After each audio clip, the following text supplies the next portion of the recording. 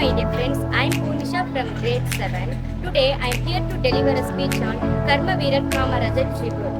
Today is July 15, Educational Development Day, an unforgettable day for all students. எளிமையும் நேர்மையும் உண்மையும் உழைப்பும் அவர் கொள்கையும் மக்களுக்காக தன் வாழ்வையே அர்ப்பணித்த கர்மவீரர் காமராஜர் அவர்கள். கர்மவீரர் காமராஜர் இவர் நீண்ட கைகளும் நீண்ட நன்னடையும் மேற்கொண்ட பார்வையும் கொண்ட கர்மவீரர் காமராஜர் வாழ்வில் எவ்வாறு உயர்ந்தார் என்பதையும் அவரின் புகழை பற்றியும் சிறிது நேரம் தங்களிடம் உரையாற்ற வந்துள்ளோம். கர்மவீரர் காமராஜர் பற்றிய குறிப்புகளை பகிர்ந்து கொள்ளப் போகிறேன். 1903 ஜூலை 15 விருதுநகரில் பிறந்தார்.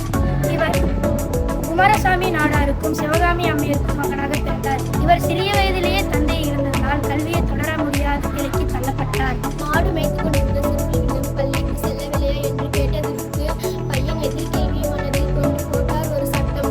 அது தன் இலவச மதிய உணவு திட்டம். இவர் 1954 முதலமைச்சராக தமிழ்நாட்டிற்கு பதவியேற்றார். கற்கை நன்றே கற்கை நன்றே பிச்சை பெறும் கற்கை நன்றே என்று கூறியவர் அம்மையார். பிச்சை எடுத்தாவது என் நாட்டு மக்களை கல்வியை பயில வைப்பேன் என்று கூறியவர் கர்மவீரர் Kamarajar. I would like to conclude my speech with a powerful quote once said by Kamarajar. Education is the key to unlock the golden door of freedom. Thank you.